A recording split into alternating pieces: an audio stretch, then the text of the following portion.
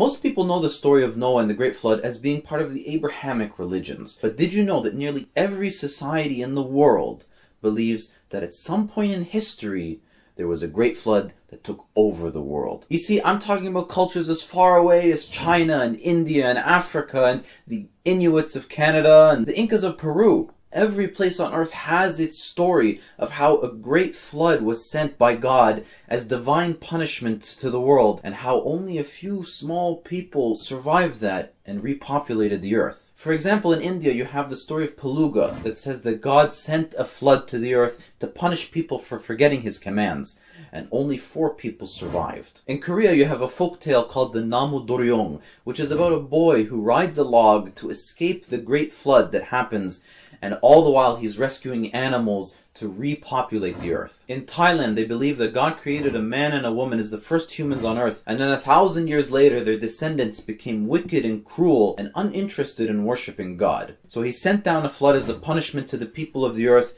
and only a few survived, which are the people that he forgave. In ancient Iran, God warns a man called Yima of an incoming flood. And so he's commanded to build a shelter and gather 2 of every animal, bird, and plant to repopulate the earth. In ancient China as well, there are many flood myths, though these ones differ slightly in that they're not punishments sent by God, but rather natural occurrences. The Incans believed in the flood, and they call it the Unu Pachacuti, and they believe that God only saved 2 people from that flood. In the Philippines, same story. Flood wipes out entire humanity, and only 2 people survived, Wigan and Bugan, who repopulated the earth. There are so many of these stories from around the world, and I could go on and on and on, but I think you get the point. And if you want to read more flood stories from around the world, you can actually search on Google. There's a Wikipedia page called List of Flood Myths. It's a really good read. But for us Muslims, we believe in the story of Noah and the flood that came across the earth. And it would make sense that so many cultures around the world believe in this story, because if it's true, every one of these people is a descendant of him. I mean, how else could one story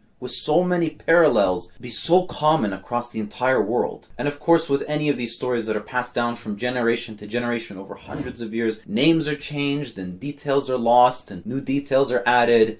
So of course you have these differences, but the core of the story still remains.